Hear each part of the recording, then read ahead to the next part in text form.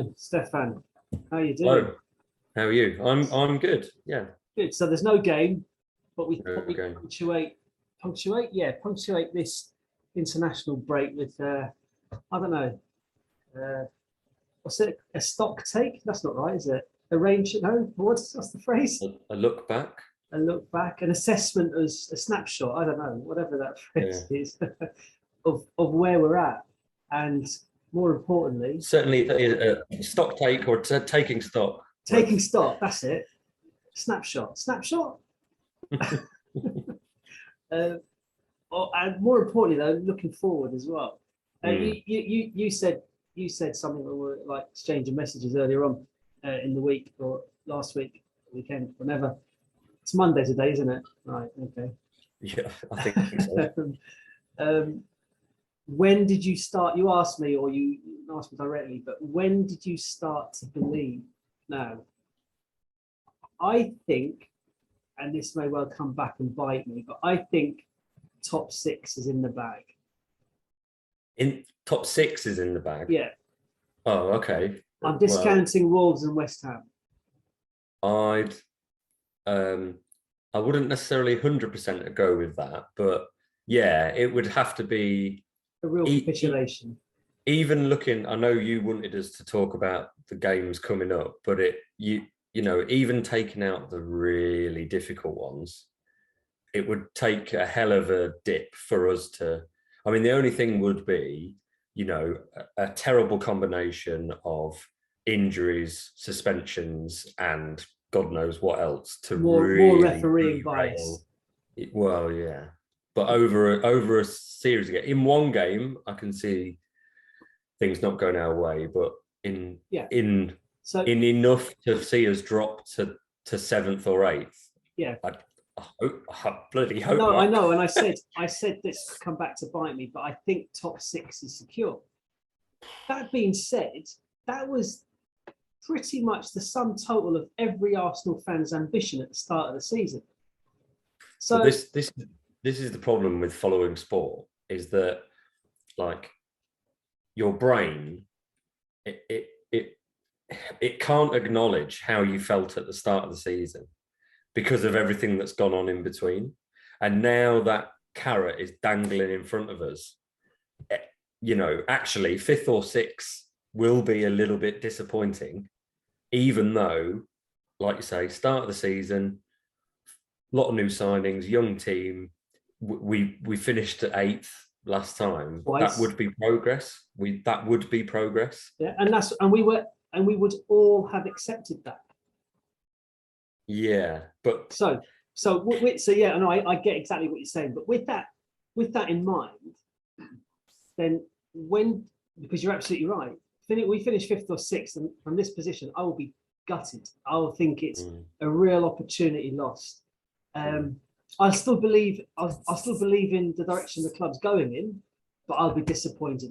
Totally. I will not be talking to any Spurs fans for a long time because I fear they're the ones that will take our place if anybody does. However, more on that later. with that in mind, when did you start to? What game was it? What moment was it? Or was it a gradual thing? So, and I had to make a few notes. Me too. I went back to the start of the season and sort of, took it sort of step by step. Obviously, it was a shit start time. At the time it felt awful, but rationally, a newly promoted side at home, opening day, they can catch you by surprise. Nothing wrong with that. And to be honest, I mean, Brentford, were the better team. There's no two ways about it. And then you play Chelsea and Man City. No, but hang on. We had COVID outbreak. Well, yeah. And so we were completely thrown by that. We wanted the game postponed, but the Premier League told us that there's no point applying for that. It's not going to happen. No protocol had been established at that point.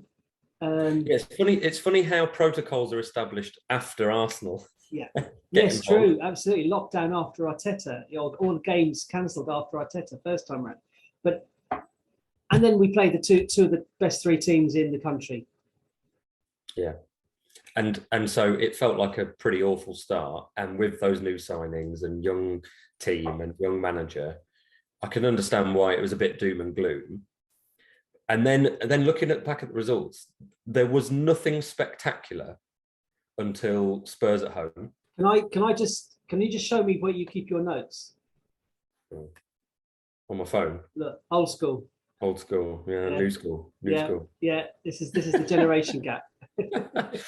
Funnily enough, I made a joke about that in my wedding speech because I did a similar thing for what I wanted to say, but my father-in-law obviously had a handwritten sort of thing. So yeah, I did make a bit of a joke about it. But sorry, I just thought that was quite interesting. I'm pen and paper all over the place. I don't even know how to take notes on my phone. I mean, don't get me wrong. Like this is my work laptop, and I've got post-it notes stuck on it and all that jazz. So yeah, when I'm in work mode, it's slightly different. Yeah, right. Yes, you're absolutely right.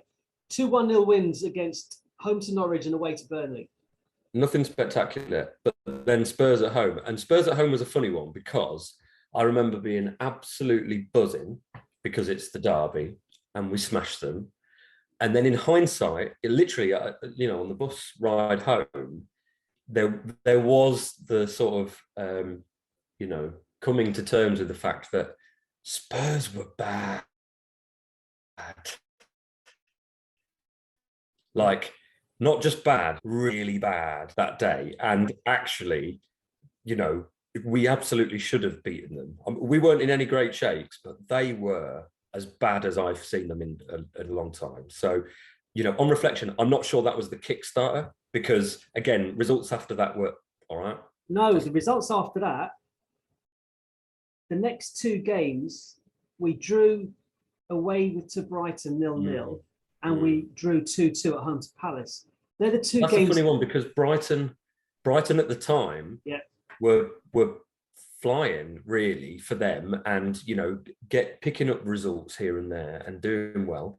And as for Palace, I mean, they're the draw specialists. They've drawn more than anyone else in the league, so it felt a bit last ditch, and we did celebrate an in-time winner from It was a drive in our reactions and celebrations, which have come to sort of define this season weirdly, celebrating winning football matches. I know. How dare they? But the next one, I haven't really gone game by game. No. The next one I made a note of was Leicester away. Yeah, I've done two. I've done Villa at home 3-1 because that got us out of that post-Spurs funk, and Leicester away 2-0. Yeah, Leicester. Leicester was a really good performance, and Leicester was the first time, Ramsdale had been doing well. Yeah. But that free kick save made everyone sit up and pay attention because he wasn't just, diving for the cameras, and he wasn't just, all mouth, like, and no trousers. He bossed the game, he marshals the defence, and he pulled off an absolutely brilliant save from the free kick. Was it Maddison's free kick? I think it was. Yeah, I mean, and that and then Smith Rowe scores, and we win away 2-0 at Leicester, a team that, all right, they're struggling for injuries and stuff, but a team we're fine for. They were a team that the mainstream media were saying pre-season were going to replace us in the top six. Yes, very much so. So that was. I don't know when that game was, but it would have been like end of September, start of October. Yeah. And so that's pretty early on in the season. Leicester's kind of season's form hadn't kind of mapped out by then. That was all part of it, probably. So right, Leicester, I actually couldn't come up with a moment where I started to believe. Well, it's funny you say that because the next one that I've got mentioned is Man City at home on New Year's Day. Because after that, I mean, to be honest, it feels like looking back over the results, it reminded me of how I felt, that everything was a couple of steps forward, but then one back. And so after Leicester, you've got the Man United defeat and the Everton defeat, which are probably aside from the first 2 or 3 games, our lowest ebb, I think, of the Definitely. season. Because Should not have lost those games. well, no, I mean, Man United were there for the taking, and it was a silly penalty to give away. You know, a draw would have been Okay. Yeah. okay, yeah, but really, we should have won that game. And as for Everton, I mean, that it at the time, you know, Everton deserved it. We were awful. That was by far and away our most abject, so that I can think of anyway. And and but looking back, Everton are pretty much a basket case. You know, Yeah. they're garbage, really. And we should have been playing against 10 men for an hour in that game where Yeah, Tomiyasu had his face stamped on by whoever he I've was. forgotten about that, but yeah, that but was, but again, it didn't like we were so bad. It was just dreadful. Like shocking watching that performance. So again, it felt like, well, having taken a step back, we had to build it up slowly again, and had a really good Christmas period, albeit beating teams we should have beaten. So, you know, beating Norwich 5-1 is great, but it's not suddenly making me think, oh, okay, we're top 4 contenders. And it was the same with Leeds. You know, Leeds are missing like the spine of their team. Yeah. And so winning 4-1 away is good and great, and it's not to be sniffed at. But at the same time, you know, it's not going to suddenly make me believe. But the performance against City, and it's weird that I'm looking at a game that we lost, but something in that game, the way we performed, the injustice everyone felt, the volume of the fans, you know, I didn't go because it was New Year's Day and I just, you know, was too hungover to even contemplate it. I sold my ticket long before that come around. But the atmosphere sounded absolutely electric. You know, I'm sure the refereeing decisions helped. And something seemed to just click after that. No, you're right. And even then, I look at January and the way we went out of the cups, and you're like, oh, well, actually. Yeah, but I don't have any so weird. I don't have any disappointment attached to those 2 defeats, Liverpool and Forest. It's weird. Yeah, but it's to me, it's the manner of them. Actually, we went out against Liverpool playing well. We had that rearguard action at Anfield, 0-0, and then, you know, we huffed and puffed at home, but their quality showed through in the end. And like you say, it was disappointing to go out to Forest, but then Forest go and beat Spurs, and you know, and get other good results in the cup. And I'm just disappointed to be out the cup more than anything. Yeah, because I love the FA Cup. But like you say, in the league, actually, it feels like it's just kicked on and on and on, and up until the Liverpool game that we lost recently. Well, okay, so I had I've written down, you know, our last disappointing result was 23rd of January, the 0-0 draw at home to Burnley. Because I don't have the 2-0 defeat to Liverpool as a disappointing result. No. It was expected, you know, it's par for the course for us at the moment. It's where we are. But we should have beaten Burnley at home. Yeah, so the Man City defeat, I'm not even sure I'd qualify that as a disappointing result. No. It was actually the most uplifting, bizarrely inspiring defeat it wasn't even like the old glorious failure that we're so attuned to over the last few years. This was different. It was different. Yeah. It was a thoroughly undeserved. I mean, look, I say it was undeserved, and and this is down to Arteta. He's done a very good siege mentality, us against them. Gabriel got a red card in that game and can have no complaints. His first yellow card was soft, but he's already on a yellow card and he can't do what he did. In the same minute that Martinelli missed an absolute sitter, an open goal. So we kind of did it to ourselves as well, but I'm happy that we seem to have glossed over any of that aspect of it, and we see the injustice, and we see, and we've kind of really used that. And I think Arteta's complaints about the Premier League scheduling on the Wednesday ahead of the Saturday lunchtime kickoff, we've just had it, and we've got it again. No, so we've got it with and we just got it again with Chelsea and Man United games. Yeah. And I think that's brilliant because George Graham did it. The FA don't like us. No one likes us. They've docked us points. This is good. This is what being Arsenal is all about. it is us against them. And I'm thinking Arteta's really, I don't know how he's managed to kind of almost transcend generations, but he seems to have tuned into that.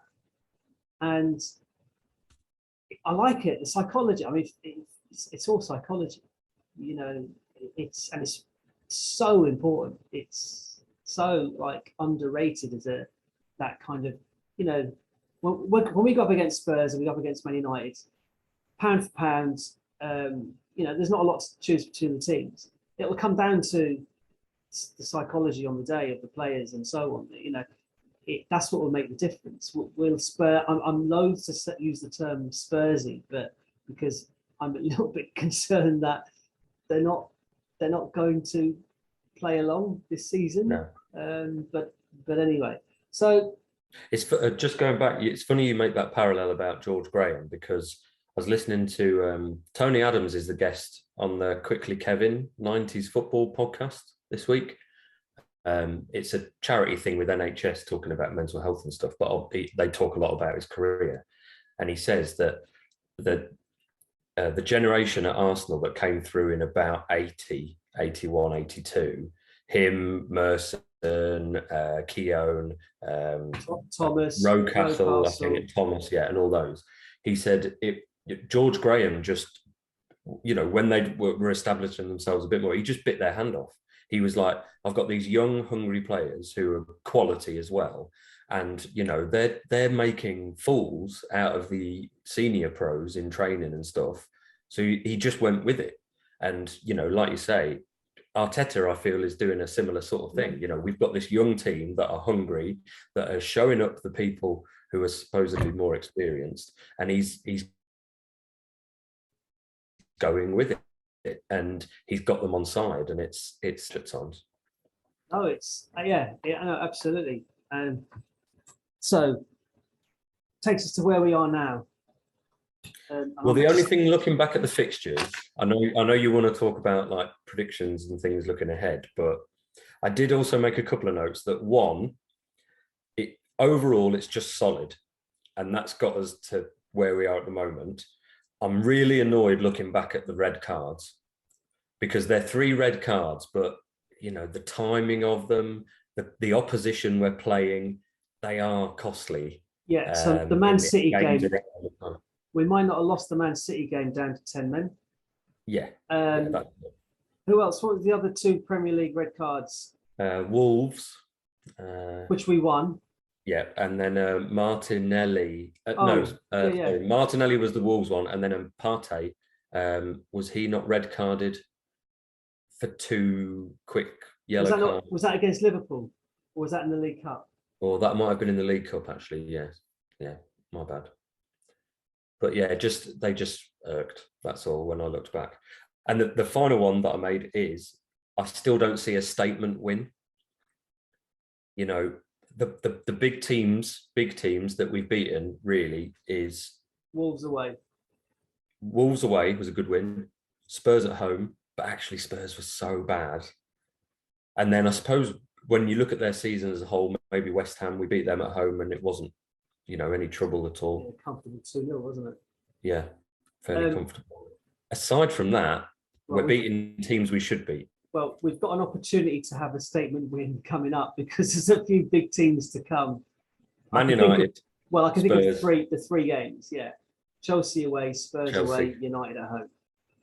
I'll take 3 statement wins. West Ham away as well will be an interesting one. Yeah, and I'm just really annoyed that Spurs played West Ham on the Sunday after they did extra time in Europe, and Jared Bowen not on the team, and it was just like a flat performance from West Ham. You just knew that I didn't have any hope before. Like, you know, 3 weeks ago, I looked at that fixture as okay, that could be a draw. That would be a good opportunity for Spurs to drop some points. But before the game, I didn't watch it. I didn't have any expectation that Spurs would struggle in that game at all. Unfortunately for us, like Kane and Son are coming into pretty impressive form. I'm hoping that Ben White takes Kane out in training in the England camp. I think he's up for it. I think he's capable of doing that. Even little sneaky. Did you watch much? Ben White wasn't due to start for England, but then there was an injury to someone in the warm-up, wasn't there? I don't watch any international football. I haven't watched. I must admit, I struggle. I mean, I watch it just because it's kind of there. And I only watched a bit of the England game. And to be honest, I'm surprised I watched that because friendlies are just such a waste. Yeah, I couldn't have any more apathy towards international football, even with the Arsenal involvement. I mean, I keep an eye on it. I just don't want the players injured.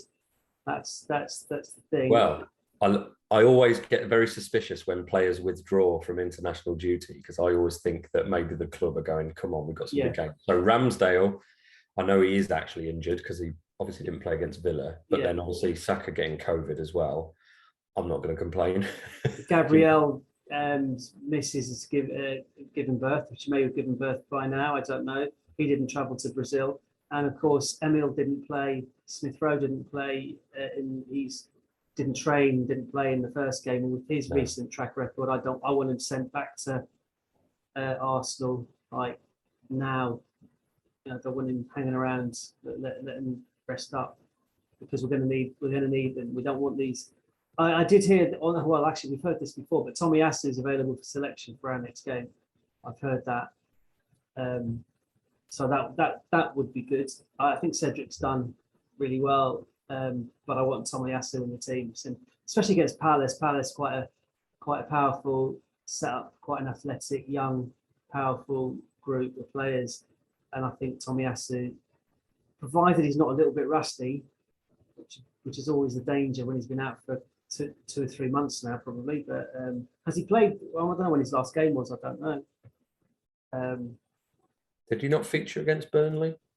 Can't remember now. No, I think he was out before that. Even. I don't know. As we're going, as I'm like kind of online and stuff, I did pick up some stats. So just looking at our next games away to Palace.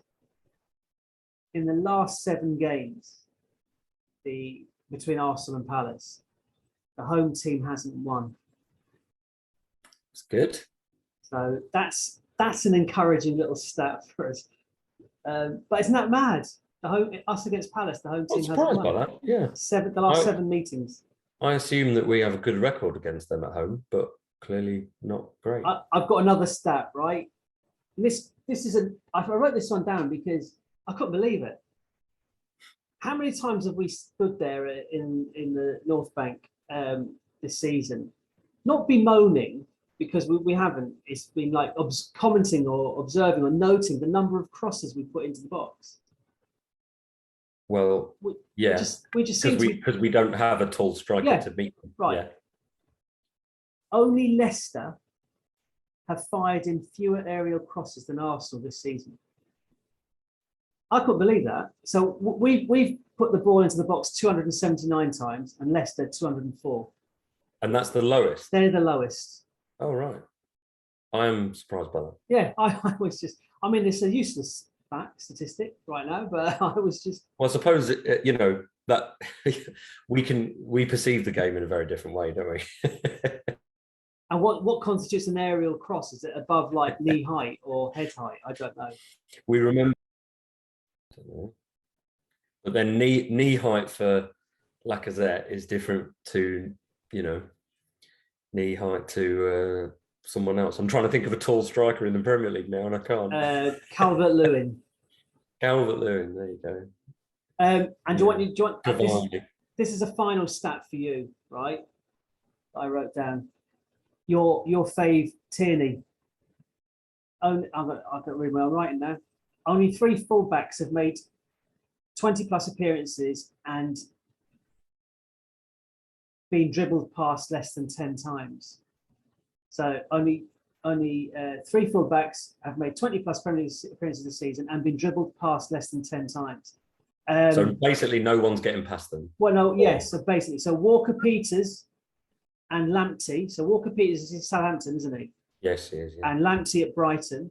They've been dribbled past 9 times in 20. The qualification for this is having played 20 plus at least 20 Premier League games. Yeah. Tierney, how many times has he been dribbled past? Well, the fact that you're making a point of it, it's going to be lower than 9. What I should have done once. I should have taken that a little bit further and found out who that one is. but I haven't. I feel like I should know that now.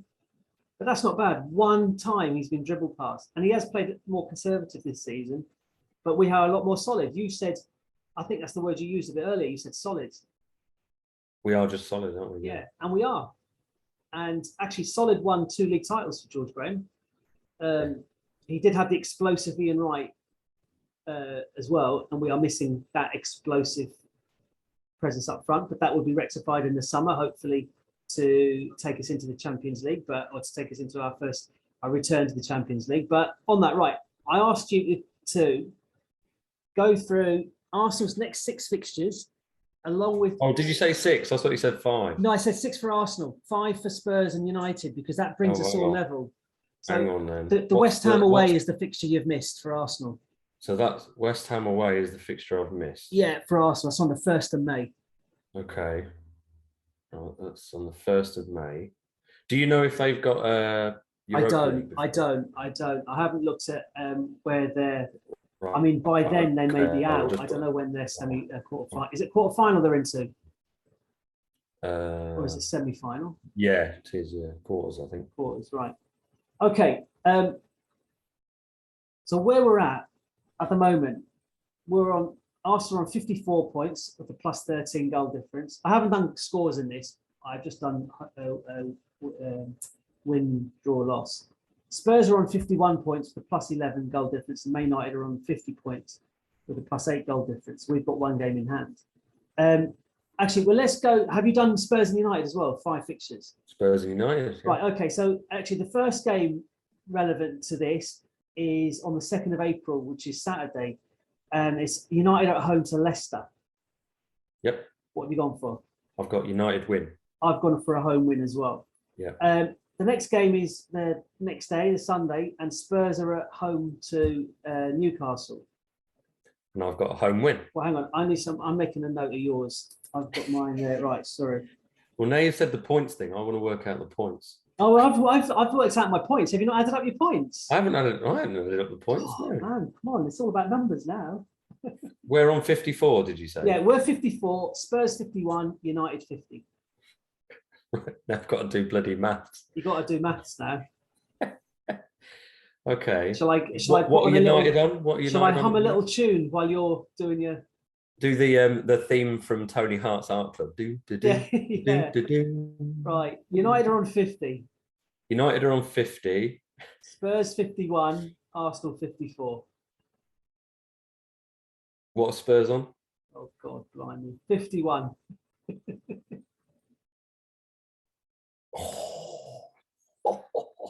Don't say anything yet. Yet. Okay, so Spurs, you're saying will beat Newcastle at home. Right. Yeah. The next game then is us away to Palace. This is me sort of being a bit confident. I've gone with that we'll win that. I've gone for a draw. You've gone for a draw. Okay. Yeah. Okay. Now, really, okay, it's happening twice. But on the 9th of April, all 3 of us are playing on the same day. Okay. There are different times, and I don't know who's first. So let's just do it the way we go. We're home to Brighton. Where's the Southampton game? After Brighton, 16th of April. Oh, right. Okay. I've got them all around. Home to Brighton. I've gone home win. Yeah, I've gone home win as well. We'll win. Spurs are away to Villa. I've gone Spurs win. I've gone for a draw. Really? Yeah, I think Villa will be fired up for that. I think Villa were really disappointed against us. Exactly, and I think he won't. He'll wants change to make things up. Yeah, he want to make a statement as well. And United are away to Everton. United win. Yeah, I've gone for United win as well. Then 16th of April, we play Southampton away. I've gone for an Arsenal win. Yeah, I have. Because they seem to have, they're in one of their dips. They're very up and down, and they're in a dip at the minute. So yeah. United, Spurs are at home to Brighton. Spurs win. Yes, Spurs win. Then 3 days later, United are away to Liverpool. I I've got a Liverpool win. Yeah, I've got a Liverpool win as well. Okay. And I don't know what their chance, but look, they want to win the league. The league isn't going to be done and dusted in 4 games' time, so they're going to want hopefully something on that game. They're on a roll now. I actually do think that they will. If I was going to bet, I'd put my money on Liverpool now. There's something about their momentum and the way they're just, getting result after result that I mean, I can see them doing it now. Yeah, I think they've. I don't know what the word is. They're more ruthless or physical. I don't know, or aggressive. There's something about them that's. I'd rather be a Liverpool fan than a Man City fan with those respective teams. Yeah. All right, where are we? So no, that. Okay, 20th of April, we're away to Chelsea. I've got us down losing. I have as well. So we'll lose that game. And then on the 23rd of April, all 3 of us play at the same time. We're home to United. I know that game is first. I've got a draw. I've gone for a win. I cannot stomach not winning that game. I don't know. There's too many negatives. Just because you don't like it doesn't mean it won't happen. No, I know, but I can't put it down. If I put it down here, positive mental personal attitude, I'll make it happen. Okay. Spurs are away to Brentford same day. I've got Spurs win. Yeah, I've got Spurs win. And of course, United are away to us. So I've got them down as losing and you've got them down as I've got a draw. drawing. Right. Okay. Then we have Spurs up next at home to Leicester. I've got Spurs win. I have as well. So you have got Spurs winning their next 5 games. Yeah. I've got them winning 4 and drawing away at Villa. Sorry, we're not done yet though. 1st of May, we're away to West Ham. I've put that down as a draw. Yeah, I have as well. That's a draw. And the last of the set is Man United at home to Brentford. Isn't there a Man United Norwich game in there? I haven't got it. I've got the home to Brentford one. I don't know where Norwich is. I haven't got the thing. Because I think that's one of their rescheduled ones. I mean, to be honest, I see them beating both Brentford. Yeah, it's all right. So put those down. Yeah, so it's a 3. So you just stick with Norwich. I'll stick with Brentford, and because we're both giving them 3 points. Yeah. So I have got my tallies. Have you got yours? Yeah, although I'm totally not 100% sure on the maths. Right. So So basically, at this point, on the 2nd of May, midnight the 2nd of May, as per what I've written down at Brentford, we've all played the same number of games. There will be 4 games left in the season. We will still have to go to Spurs. I can't remember the others. Home to Everton. Newcastle away. Newcastle away. Leeds at home. It's got to be then. Right, okay. So, oh, yeah, Everton. Yeah, all right. Newcastle away. Don't know. So, first of all, what position have you got us in? So, at the moment, it's Arsenal, Spurs, United. What's the position? Arsenal would be in 5th. Right. And Spurs 4th.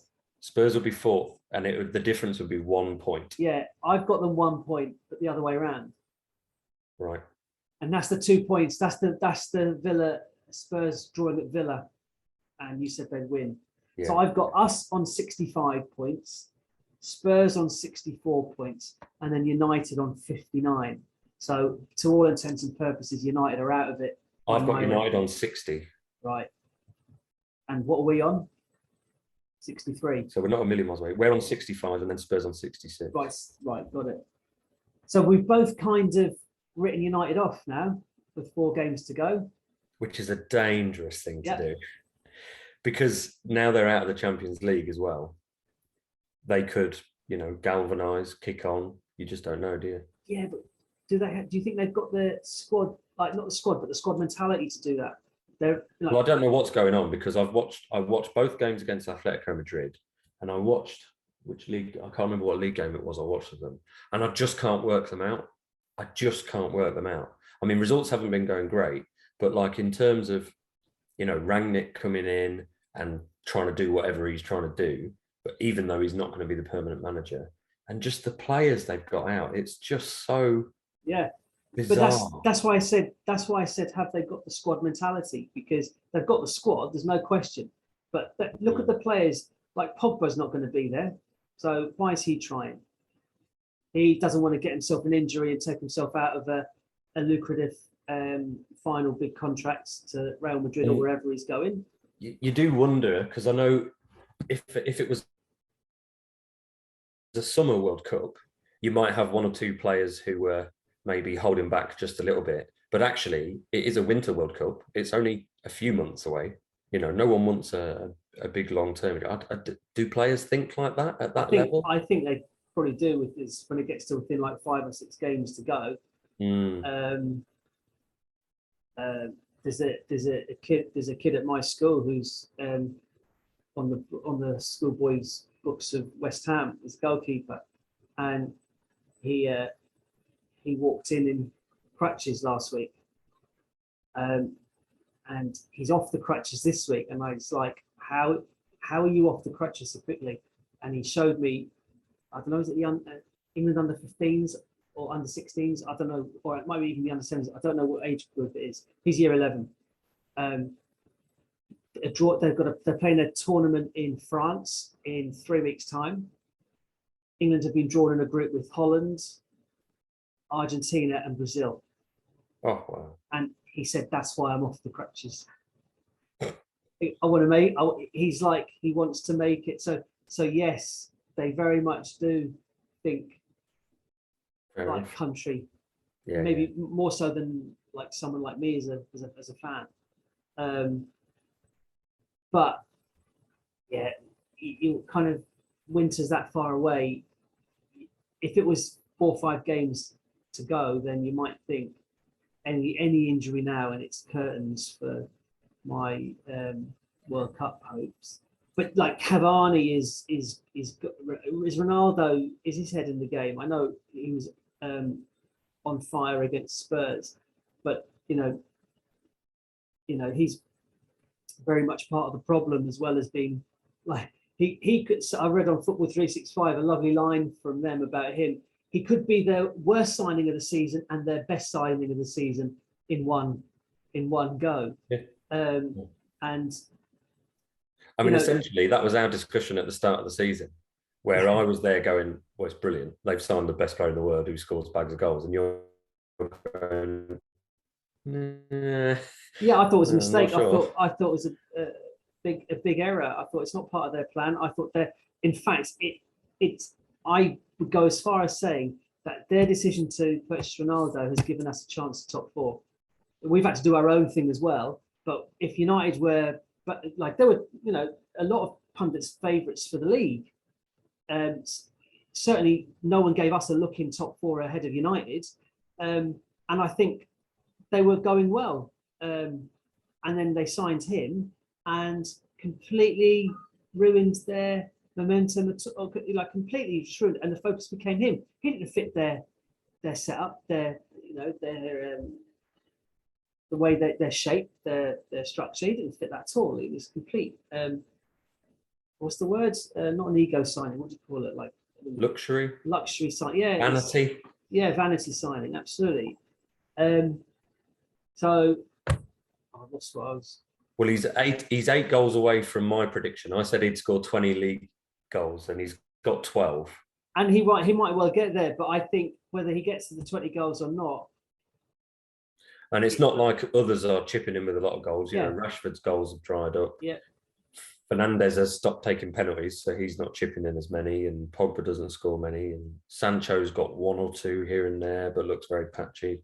Yeah. Yeah, it's all very weird at United. I must admit, I was just assuming that actually they just had too many good players not to get top 4. So in my head, I'm still predicting United to get top 4. But when I actually did it in black and white on paper, I actually put Spurs in the primary seat. And like you say, all of it will come down to who they're playing, what state their opposition is at the time, whether or not they can keep their key players fit, because let's say, Kane or Son drop out and Tottenham again look very, very shaky. So, yeah. I mean, United's defence is poor. Like Varane and Maguire are, good news for Arsenal. Them two are. I'm just doing a quick check because I didn't. I stopped after those games. But interestingly, like you've put United to beat us, but obviously, were we No, to lose no, to I've got us to beat United. you've got us to beat United, sorry, yeah, but were we to lose to United, that point swing That 6 point changes the gone. situation again, doesn't it? It's so on a knife edge. Right. I'm just looking at the May fixtures in the Premier League. So, because I didn't go past. So, Man United are home to Brentford. That's on the 3rd. Let me check your Norwich one then. That might be a rearrangement. Yeah, no, 16th of April, Norwich. Yeah, I missed that completely. Oh, I missed that one. Like, that was way back. Yeah. But if you're only doing 5 games, Yeah, really, that's just the Brentford points. Yeah, it's still Moved back, yeah. Okay, so Arsenal. Okay, so Man United home to Brentford on 2nd of May. We're home to Leeds. Man United are away to Brighton. So these games haven't been changed for TV yet. So they're all scheduled at Saturday 3 o'clock kickoff. So who have we got? We got which other one I'm looking at? Spurs. So right. Well, that'll be interesting. So we're home to Leeds on the same weekend that Man United travel to Brighton and Spurs travel to Liverpool. So there you go. So that could be. So I'm hoping that, we beat. Who did I say we beat Leeds? They lose. Well, to Liverpool. or we beat West Ham even. Yeah. And they lose to Liverpool, and we've actually got a 5-point lead over them with 3 games to go. I know we've still got to play them. The next set of fixtures, so you get this then. The next set of fixtures are Spurs home to Burnley, right? So you've got to give that a Spurs win. Arsenal away to Newcastle. It just depends on. But Man United home to Chelsea. I didn't realise United had to play Chelsea yet. If this is what you're like now, I can't. The next 2 months. It's why I hate international breaks, but actually this one has given me a little bit of peace. Really? Because it was getting too intense. Because I was enjoying it again, and it was too much. And yeah, I just needed a bit of downtime. And I've actually, let's see, who is it? Yeah, so United. So we play last this weekend. United play on Saturday, Spurs play on Sunday, and we play on Monday.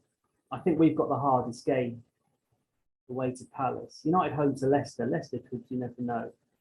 I'm really annoyed that because I didn't apply for a ticket for Palace away because I've been there loads and it didn't really scream out at me. But now it's the start of the Easter holidays. I didn't realise it was going to fall on the Monday. Oh yeah, Easter holidays. Normally, the first weekend of the holidays, unless it's a home game, I'll try and avoid it just to kind of rest and chill out. But by Monday, I'll be sort of twiddling my thumbs. Yeah, you'll be thinking, like, come on, I could be in the car now. Go to an evening game, yeah, that'd be lovely. And the atmosphere will be intense. Well, it's always brilliant at Palace. Yeah, it is a nice away trip. It's just that I've done it so much. The views aren't fantastic from the away stand though. If you're at the back of that, oh god, no, it's pretty. But it's old school. That's the thing, isn't it? Proper. Right on the last set of fixtures, and I know the Arsenal Spurs game hasn't been there, but the last it won't be after this. The last game of the season, every game's kicking off at 4 o'clock on Sunday, the 22nd of May. We are home to Everton. Right, I don't think you could ask for a nicer home game than that. Maybe Norwich, unless Everton are fighting for relegation. Yeah, but chances are we'll be fighting as well, and Everton fighting for relegation. I think they'll have probably saved themselves by then, which might mean that make them relax a little bit more and be a little bit more dangerous, perhaps. I don't know. It's difficult. How Man United are away to Crystal Palace. I genuinely didn't know this. What did I say would be the nicest home game, a nicer home game than Everton? Well, Spurs must be playing Norwich then. Spurs are away to Norwich. Away home, doesn't matter. Doesn't matter. It's Norwich. They'll be gone. Right, so Spurs are going to win that. we should be beating Everton. You know, if we've got to win that game against Everton to secure fourth spot, would you accept that now? No, because what we've got to do is we've got to beat Spurs. Yeah, or not, or not lose to them. We've got to beat Spurs. We need a statement win, and the Spurs and United games. Chelsea would be great, but Chelsea away is not easy. The Spurs game. Have you heard it whispered? I've heard it whispered. The Spurs game is the midweek before the last set of fixtures. Well, I haven't heard anything, no. But of course, they're weirdly the week before when we play Newcastle, all those fixtures are on the Sunday as well, so they don't clash with the FA Cup final because that's earlier because of Qatar. Everything's shifted. Yeah. Everything. So, yeah. So what date would that be? That's like 22nd of May is the last set of fixtures. So, yeah, whatever that's a Sunday. 18th or 19th. Yeah, 18th. Oh, if it was the week after, that's half term. No, half term's the week after.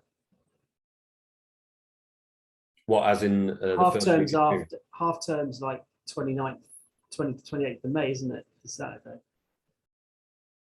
Oh, right. Okay. Yeah. Okay. So I'm still going to be in teaching mode. Because you're going to it, aren't you? I've got to go. I've got to go to the I suppose the flip side of, I do not want, I had a Spurs sixth former today stop me in the corridors and he reminded me why I dislike Spurs. The arrogance and cockiness. He was utterly convinced that they were finishing fourth and they were going to beat us. And his reason for giving that, for the reason for the belief in them beating us was because we got the game called off and Spurs are angry. Brilliant. Like, love it. Well, I mean, you know, it's a weird one, isn't it? Because you talk about Arteta's trying to harness a kind of siege mentality. I don't really know what Conte is trying to do, because one minute he's trying to get a siege mentality, and then the next minute he's basically saying, I'm off. Yeah. Yes. This is ridiculous. So it's so funny. I mean, they've been lucky. They're on the same student today said to me, "Oh, well, we're on a brilliant run. We've won 4 of the last 5 games." I said, "All right, name those 4 games you've won." And it was like Everton, Brighton, the 2 worst form teams at the moment. Who's the other one? Can't remember. But then they beat West Ham, and I said, "Yeah, okay. On paper, that's a good win." But West Ham were 3 days off an extra time without one of their best 2 players, Jared Bowen, and I was like, "It's a good time to meet them." They were flat. But I feel like you could say the same about a lot of our winning runs, or at least, you know, runs without defeat. Well, I didn't want the Spurs game postponed. I thought it was a good time to play them. Son wasn't in the team; he was injured, and Kane was not scoring goals at all. Yeah, I thought we had a real good chance of going there and getting a result. And right now, I wish that had happened, even if it was a draw. Just keep the status quo and not have to play them. But I think our team, the mentality of our team, I think we'll thrive on that atmosphere at Tottenham. I just think. Look at the Anfield performance, the Molineux performance. I think, you know, we were up against it. We were not fancy. Then we actually got the result we wanted in both instances. 10-man draw against, well, actually down to 10 men in both games, coincidentally. That's a worry then. If we go down to 10 men against Spurs. I'm not advocating that. I don't know. It's and I've got to factor in the GCSE start on the 16th of May, and there's a GCSE student in the house here, so I'll have to. Yeah, so that Wednesday. Oh God, I bet that's the English. I bet that's the first English exam, that Wednesday, the 18th. It's something like that, and they're splitting it. Normally, it's all language before and then literature after, or vice versa. Whereas it's a lang and a lit, and then a lit and a lang. The reason is to keep 10 days between the exams, so that if there's anyone off for COVID, that they'll not miss both papers. Plus, also, if they get completely cancelled, at least they'll have one Lang in the bag. Right. Anything else to? Well, just it'd be interesting to revisit this, but given where we're at the moment, if you were to rate our season so far out of 10, where are you putting it? Right. And show your workings. I haven't thought about this. I just wondered, because then obviously when the season does finally end, we can revisit. I have to say right now, I'd give it an 8. And I tell you why, because when you said it first, I went to 7. I thought it's solid, like you said, solid, but not spectacular. Solid, not a disaster. There's a couple of disappointing results, but you cannot go through a season without having disappointing results. Well, you can if you're an invincible, but hey ho, there's not many of them. But then I thought 2 things. One, my expectations at the start of the season, and 2, I've already decided that we've achieved that. The worst case scenario for us is 6th. So if I've already decided that we've achieved that, then I have to, but we've still got 10 games to go. I have to give it more than the 7, which would have been a solid, like if we'd finished 6th via an alternative route to the one we'll be following if we finish 6th from this point. So if we were like in Wolves and West Ham's position now, and we ultimately finished 6th, I'd give it a 7 out of 10. I'd give it, right, that's progress. We're in Europe, it's the Europa League, fine. It's that next step. It's the next logical step up. So I'd have given it a 7 out of 10. And I know I hear people online say, "Oh, but you're Arsenal. That should be a 5 out of 10 because you were Champions League regulars for 22 years and so on." But that's not where we are now. I'm not comparing us. I hate that, because then it's like you're damned if you do, you're damned if you don't. And that's just the people sort of like making a dig, because I've said this before about Arsenal as a whole sort of entity needs some humility. That yes, we like to think we are a big club, and there are certain measures where that might still be the case, but actually the last 2 seasons we finished 8th. There's an FA Cup in there at the start of that run, but ultimately we are below where we want to be, and we've had to eat humble pie, make some signings that weren't the most glamorous, and take on some youth players and blood them in and build it up from the back. And there's nothing wrong with a bit of humility. No, and I wonder how much we've cut the wage bill by. I haven't seen it worked out anyway. I know there's a Swiss Ramble on Twitter who's absolutely insane at doing all the numbers, and if I search him up, I'm sure he'll have a long thread about Arsenal's finances and how much we'll have saved in our wage bills from Christmas and last summer, and actually probably this summer as well. Although there's a couple of big contracts we're hopefully renegotiating, i.e. Saka in particular. So I'd give it right now. I'd give it an 8, and if we finish 4th, I think I'd have to upgrade that to a 9. Can't do a 10. 8.5 maybe. 9. No, 9. 9. Because if we do finish 4th, I'll have thoroughly enjoyed the vast majority of it, and I'm back on board again, back in love with my football club and my team, and the whole noise surrounding it, which has been so toxic for so many years. I think that's worth it. So definitely a 9 if we finish 4th. But right now an 8. What about you? Yeah, I think most of the time I'm probably at a 7, but when I look at certain things, and like you say, context is key. The fact that this is such a young team doing it, and doing it without the ridiculous budget of Man United, or without the experienced coach of Antonio Conte. Actually, there's every argument that this should be spun more positively. We are punching. We are punching. We are punching. Man United's got the most expensively assembled squad ever. And Spurs have a lot of experience in the team as well as in the dugout. absolutely. And we've got, I mean, we haven't got any experience. We've got Lacazette, Xhaka, Partey. There's our experience there. That's about it, really. After that, yeah, there's nothing. You know, Ben White's played a lot of games, but he's 23-year-old centre back or 24. I don't know how old that. Gabriel, same, played a lot of games, but he's a 23-year-old centre back. It's like that's young for a centre back. That is. And for Ramsdale, a pairing, for a centre back pairing. Yes, that really, really worked well together. And yeah, no, So what if we finish 6th or 5th? Well, like I said, again, it's just the way it came about. You know, if we're in Wolves' position and we're to finish 6th, it would feel like, okay, that's positive, we got there. But to now drop down to that would be a bit disappointing. But you know, the summer would blow those disappointments away, and we'd come back and go, well, we made strides last season. And like I say, I think what's so good about this side as well is that we can look ahead.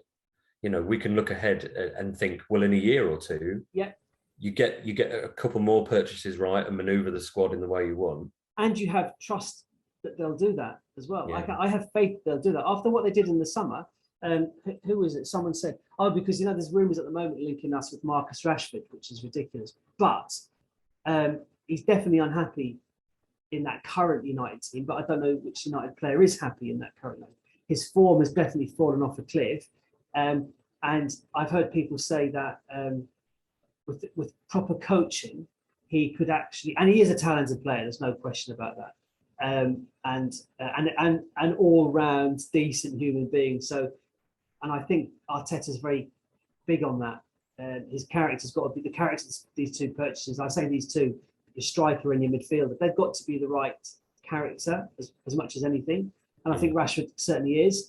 And Pepe might be. I don't know where he fits in necessarily, but someone tweeted then alongside that kind of conversation about Marcus Rashford, and they said simply, "Do I want Marcus Rashford to sign? Arsenal to sign Marcus Rashford? No, but then I didn't want us to sign Ben White or Ramsdale, so I'm going to sit back and trust Arteta to make the right decision."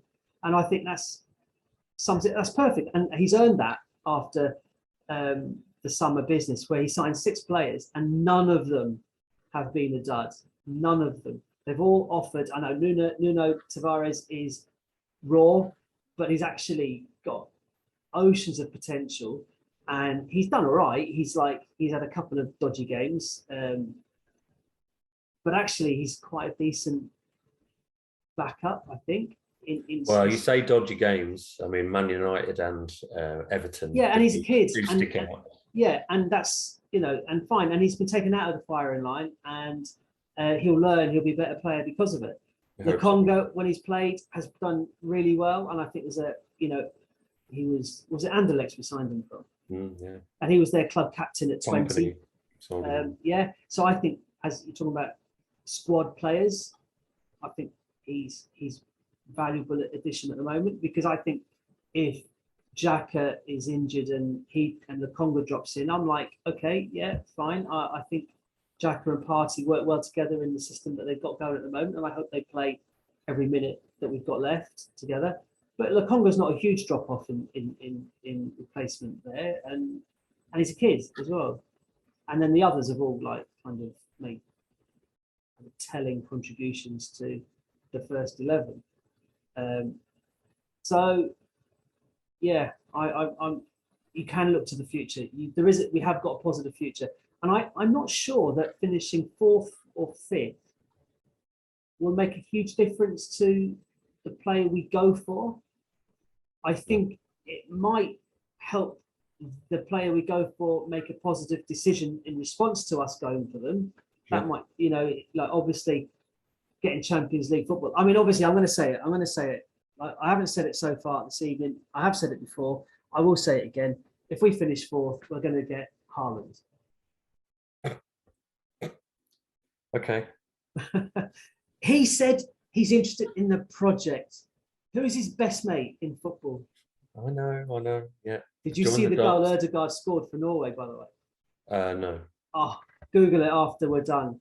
Will do. Absolute corker of a goal. I mean, really good goal. And listen, Erdegaard is doing. He's his country captain. He wants to be his club captain as well. Can you imagine? I think I'd put a wager on us winning the league next year. I can't imagine at all. No, because No. he said Haaland said it's not about the money, but obviously he's going to choose the best projects amongst the teams that are prepared to offer him 500 grand a week. That's the thing. His buyout clause is redundant. It's 70 million. We can. There's probably about 30 clubs who could find the money for that, but there's not 30 clubs that can afford to pay him 500 grand a week. And you know, we've done a lot of work to lower our wage bill, and can't see us. Mind you, I can't see the squad being too disappointed or too upset about getting Haaland if he's the top earner, because the guy's just unreal. But anyway, you think it might happen. Right, are we done? Anything else? Are we? And that's about it. We're ready for Palace away on Palace on Monday. This night. This time next week, we'll be having a chat about another 3 points. Fingers crossed. Hang on, you said. I did say Palace. I did say we'd win. I said we'd draw. So there you go. But I genuinely thought we'd drop points away to Villa as well. I looked at those 4 games. I looked at Villa and assumed that would be a really tough game, and I was so disappointed with what they offered, actually. Pleasantly disappointed. I think. Well, yeah, absolutely. Yeah. But, you know, that front line, you know, they've got the likes of Buendia, Coutinho, Watkins, Ings. They didn't trouble us nearly as much as they should have. They were toothless against us, which is weird, wasn't it? Yeah, yeah. Very strange. That's why I think they'll turn up against Spurs. I think they'll have a point to prove. Another big game. I don't know who they're playing first. They were playing someone before that, and then it's home to Spurs. But I'm hoping their next game is away from home. So their next game at home after the Arsenal game is Spurs, which would be good. Because that's they're away. They're away to Wolves. Oh, local derby, right? Local derby, yeah. Yeah. Because it's the only game you don't have Spurs dropping a point at all in the next 5. That's the only game I have them. But the weird thing is, when I look at them in isolation, those run of fixtures, I see Spurs beating all of those teams, because all of those teams are, you know, having troubles for one reason or another. However, if you were to ask me, will Spurs win their next 5? I'd go, no, don't be daft. So something's, you know, this is the problem with my sort of thinking about it, and, you know, why gambling and predicting is a bit of a mug's game. But I don't know. Because if after these games, that's why I'm gonna be an absolute wreck. If we're still in 4th after our next 6 games and their next 5 games, that's almost in the bag. I say that because we'll have played Palace, Southampton, Chelsea, and West Ham away, and United at home. Actually, do you know what? I wish I hadn't thought of it in that. Like, that is some brutal run of games. Yeah, it is. Yeah. Spurs fans and United fans are looking at that. They're sat there looking at the fixture list now, thinking, Arsenal, we've got them. Lose that. Arsenal will lose that. Arsenal will lose that. Yeah. Yeah. In fact, I've got us winning 3 of the next 6. Oh, same. I've got us winning 3, drawing 2, and losing 1. Yeah, so have I. Oh. We've got a different set of games though, different. Yeah. Different, but ultimately we get 11 points out of 18. Is what I've said. And I said Spurs will get 12 out of 15, and United get 9 out of 15. Oh, anyway, we can go around in circles. Well, this is it. You ask me tomorrow, and I'll come up with a whole different criteria and selection. Anyway, it's exciting. It is exciting, and it's nervy, and it's going to get feisty, and Yeah, well, it's good to take our mind off how Yeah. crap all the other crap that's happening. So, and that's the whole point of football, isn't it? Yeah, a Nice. lovely distraction from the night, yeah. important things in the world. Indeed. Right. Okay. On that note, we've decided that we haven't got a clue what's happening. We haven't got a clue how it will happen, but we're here for the ride. We're along for the ride. And if Sky keep changing the fixtures, we don't even know when it will happen. We don't even know when it will happen. No, this is it. Right. Okay. On that, then I'll say thank you very much and have a good week. And I'll see you this time next week for a nice celebratory chat about another 3 points. Yes. Cool.